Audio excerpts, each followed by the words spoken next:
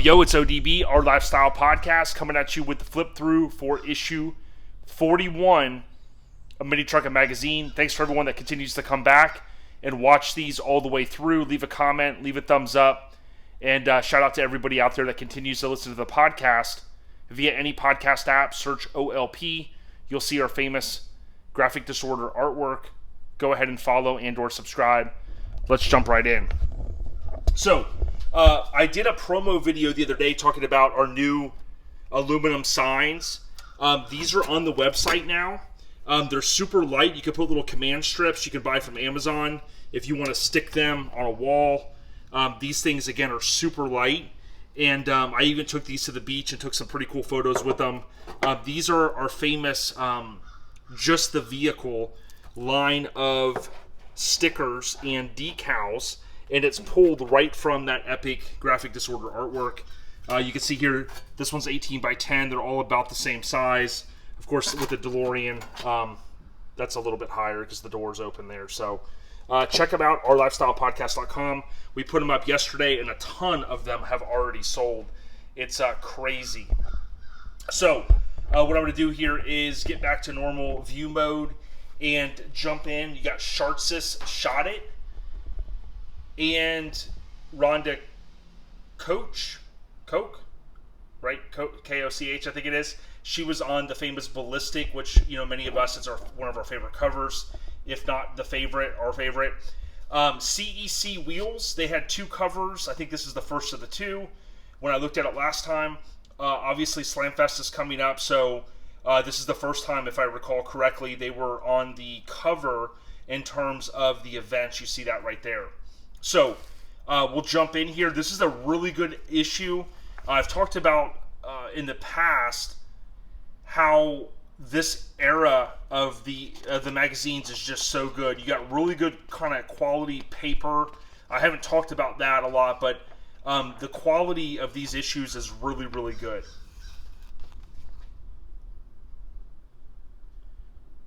You can see here features Biggity Mike the Mayor's calling in. We're going to chuck them right to voicemail. You got Slamfest there. Now, you see they have the space in it.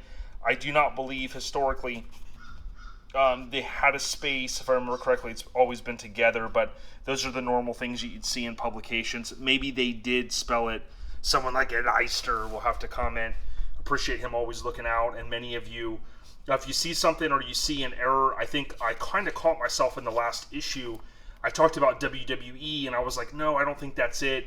And Ed, he had chimed in, thank you, and he said, yeah, that one's not WWE.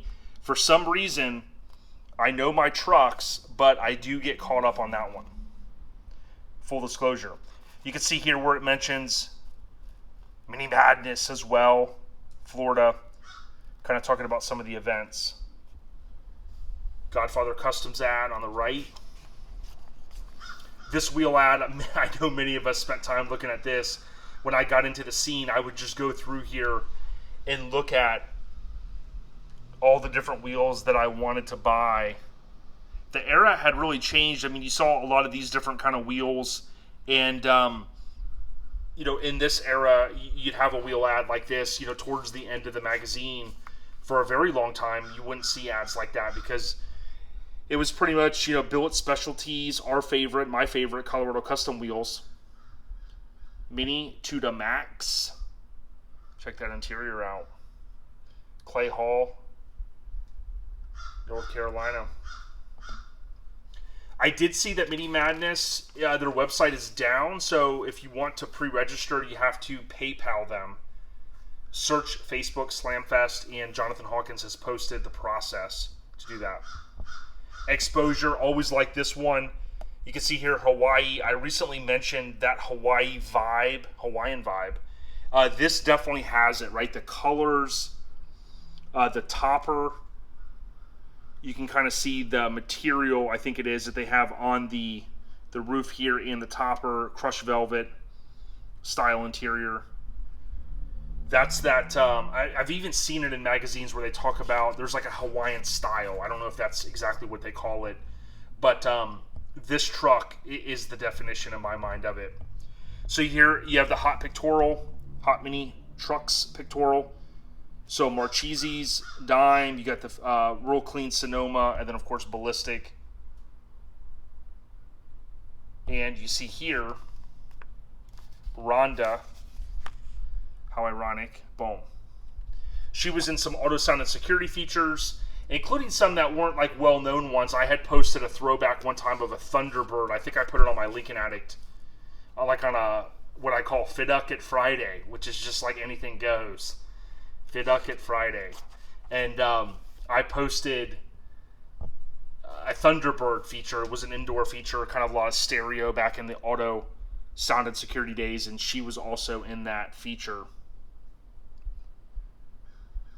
I think talking to some of the past guests, she just was like one of those, like, hey, we could call her on a whim, or schedule her rather, and she was down to rock and roll. Probably easy to work with if she was on multiple covers. I did want to mention too, Wings West. They own this one, so kind of product placement there, and again, CEC wheels.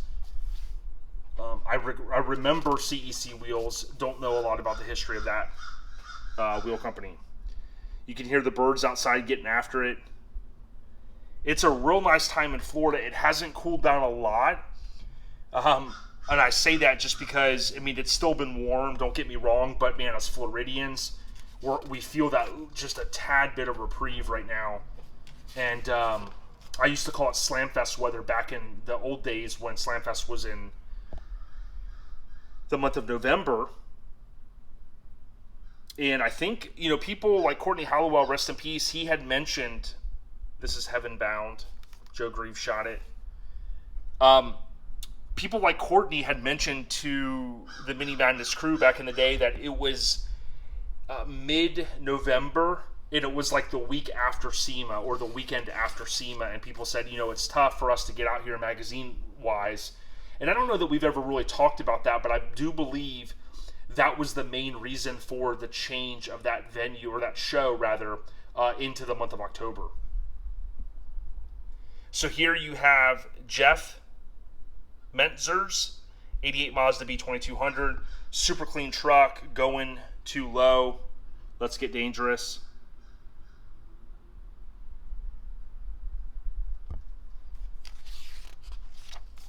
Super clean.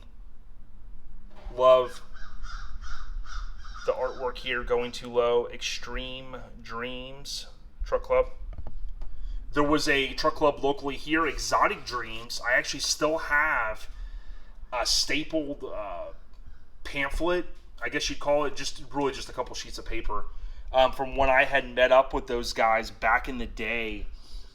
Before I could even drive, I saw a guy driving a hammered, super hammered, way before adjustable suspension, Mitsubishi, I think it was a Mighty Max, and saw him cruising and ran him down and got the intel on where the meetings were at. But that's what it reminded me there, Exotic Dreams. Construction Zone, Courtney Halliwell. So we didn't really mention this. I have now this in my archives, in my database. Rob Rodell. So it's May 95 we're looking at. I don't know that I made that clear in the beginning. His Isuzu here, you see the Amigo. It was featured in the Construction Zone. You also have Joe Mosso, that famous Toyota. This one was an inspiration to me. Loved seeing it, like with the frame all painted, the chrome, and then just the bed on it, not the cab. Those kind of crazy things. Famous Budnick wheels. I've heard someone say this before about the Construction Zone curse. I know there's certain trucks like maybe Chad Lucas's. Sorry about that, Chad Luke. But Chad Lucas's from Cali, his Pathfinder. Some of those, rest in peace, Sean Mahaney. We just celebrated, unfortunately, the 4th anniversary of his passing. Those trucks didn't get finished, but like we know, Amigo was on the cover. Joe Musso's Toyota was on the cover. Those are a couple of examples. There are others. So the Construction Zone curse isn't 100%. It maybe Construction Zone cover, like Sean Mahaney's was a Rambler. You have, again, Chad Lucas's Pathfinder. Those are a couple that come to mind that, were on the cover. I don't know that I've ever thought about it, but when someone brought it up, I did immediately think of like Amigo as an example, because I knew it was a construction zone. It would be cool to go back. I guess I can start now and try to figure out how many trucks were in construction zone. I'm not going to put that on me right now. Maybe one day, figuring out how many trucks that were in construction zone came back to be on the cover, and or deeper dive would be how many were featured. But you know, that's a lot of deep diving. Okay, so Slamfest coverage, definitely a different era. You see a lot of tilt beds, you see a lot of squares, you see, of course, this famous Nissan. I don't know who owned that one, but that's the insert photo there. Tandem axles. This truck was still around for a long time. I think Chuck from NC Florida, I always get it confused. I think he owned that truck for a while. Or that might have been his truck, actually, during this photo, when this photo was taken. I think he owned that truck. I don't know how that popped in my mind. But Chuck, he lives in Wesley Chapel, not that far from here. I guess maybe Zephyr Hills, technically. He had the yellow dually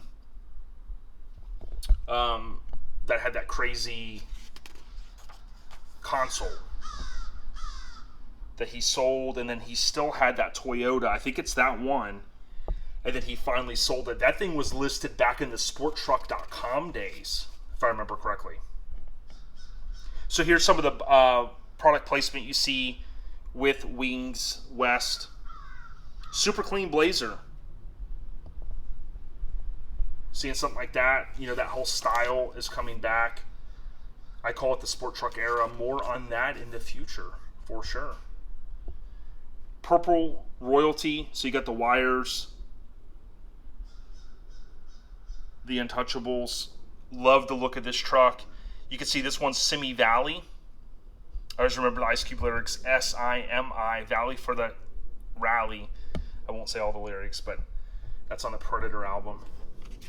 Love this truck, man. I would rock that every day. Kind of has that same Hawaiian vibe, though, right? Aerodynamic. And you see there, it's not an owned owner, it's a company.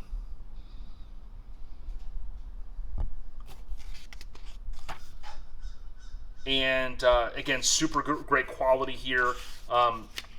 For anybody that, you know, cut these magazines up, easily could hang that one up.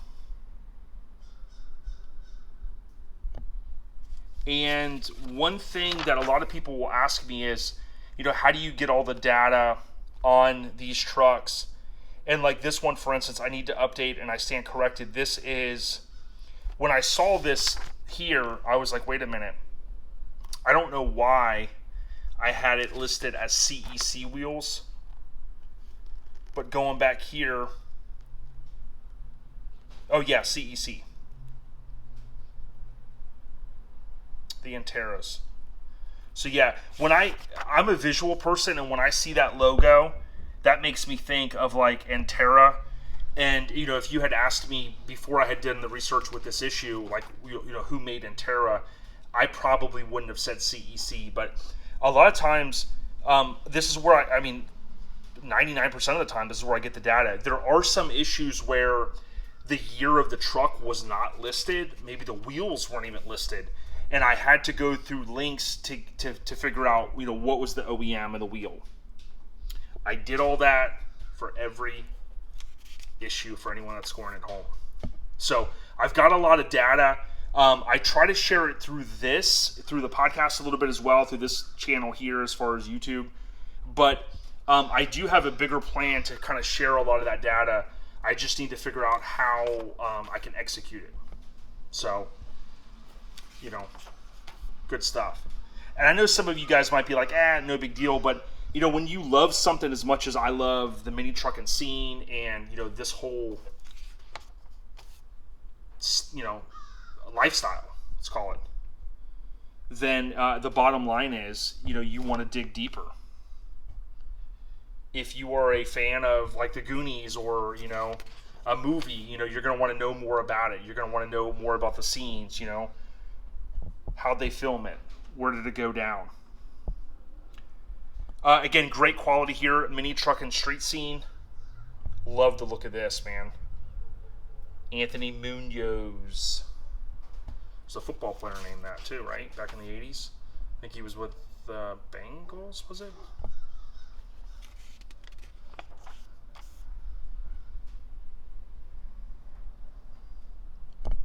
Still an ad. I think OBS Talk, I think they had Stillin on, if I remember correctly. What's up? This is where we got a lot of our show dates. Now it's pretty much Facebook. This weekend there's a cruise in at local Portillo's. Acrophobia, Angie, and different folks. They put that on. I know Angie's kind of the prime individual, but get out to your local cruise. I know I'll be cruising a little bit this weekend. Check out the recent episode of Lincoln Attic Podcast. I posted this week, and I did share something big for me. One small step for, I guess, ODB. One giant leap for, I won't even say. This is cool. I love finding these things. It's well cared for if those things are still in it. I leave them in there. There was a homie that had reached out that did some artwork, and he goes, hey, you should share people's artwork, and I do want to do that. I do intend to do that. I just need to find some time to sit down and do that. This thing is insane. Why this high? Love, love, love this truck. S10 split. Killer. Super clean. Aim, win this truck.